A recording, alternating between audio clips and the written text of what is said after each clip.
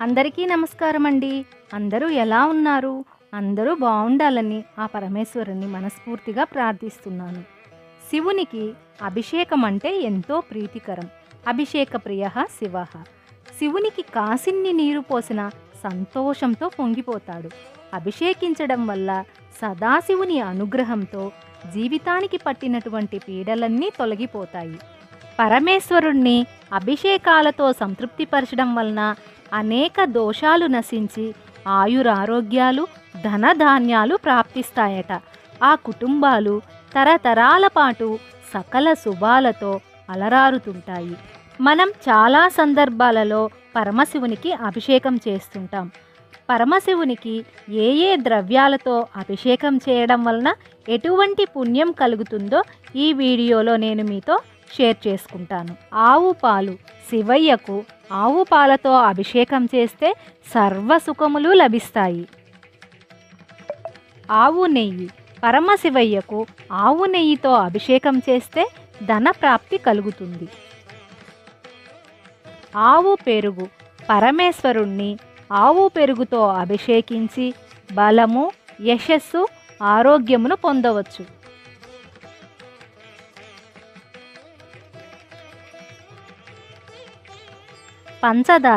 పంచదారతో శివయ్యను అభిషేకం చేసినట్లయితే మనకున్నటువంటి దుఃఖాలన్నీ నశించిపోతాయి. బత్తాయి పండ్ల రసంతో స్వామివారిని అభిషేకించినట్లయితే ఆరోగ్యం సిద్ధిస్తుంది. అనారోగ్య సమస్యల నుంచి విముక్తి లభిస్తుంది. తేనెతో పరమశివయ్యను అభిషేకించినట్లయితే తేజో వృద్ధి కలుగుతుంది.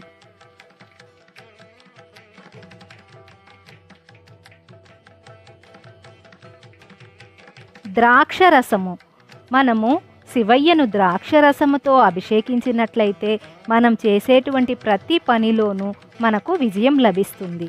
ఇప్పటి వరకు మనము పంచామృతాలతోనూ పండ్ల రసాలతోనూ అభిషేకించాము.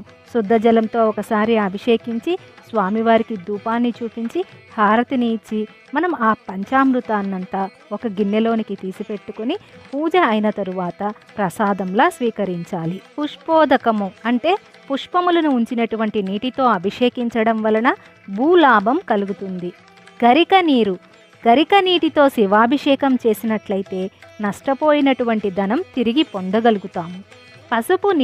పసుపు కలిపినటువంటి నీటితో అభిషేకం జరిపితే మంగళప్రదమగును. శుభకార్యాలు తొందరగా జరుగుతాయి. గంగోదకము గంగాజలము చేత శివయ్యను అభిషేకించినట్లయితే మంచి పుత్రులు కలుగుతారు.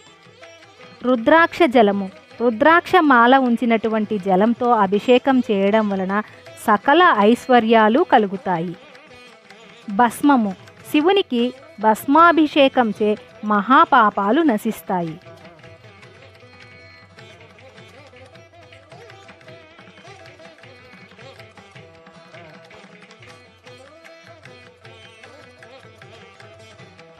అన్నము పరమశివయ్యను అన్నముతో అభిషేకించిన అధికార ప్రాప్తి మోక్షము మరియు దీర్ఘాయువు లభిస్తాయి.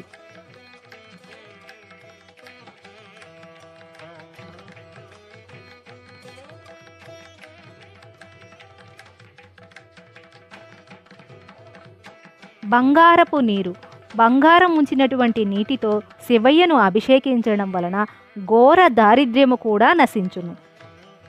బిల్వజలము మారేడు దళములు ఉంచినటువంటి నీటితో శివయ్యకు అభిషేకం చేసినట్లయితే భోగభాగ్యాలు లభిస్తాయి.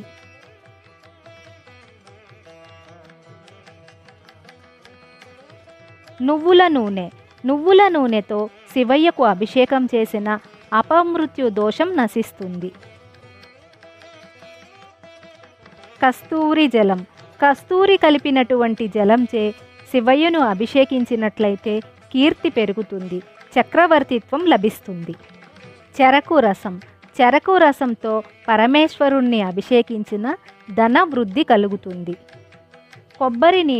పరమశివుణ్ణి కొబ్బరి నీటితో అభిషేకించడం వలన సకల సంపదలు కలుగుతాయి.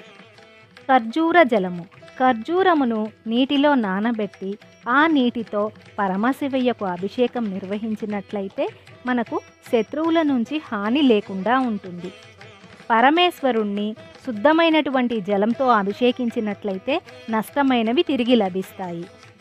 ఈ సృష్టిలోని సకల ప్రాణులు, వృక్షాలు మొదలైనవన్నీ పరమేశ్వర స్వరూపమేనని, సకల ప్రాణులకు శుభం కలగాలని మనం కోరుకుంటూ శివాభిషేకం చేయాలి. నీవిచ్చిన సంపదతోనే నిన్ను అర్చిస్తున్నామని స్వామికి కృతజ్ఞతను తెలియజేయడం అభిషేకంలో ఉన్నటువంటి అంతరార్థం. ఈ వీడియో మీకు నచ్చిందనే అనుకుంటాను. నచ్చినట్లయితే లైక్ చేయడం మర్చిపోవద్దు. మరొక మంచి వీడియోతో మళ్ళీ కలుద్దాం. అంతవరకు సెలవు.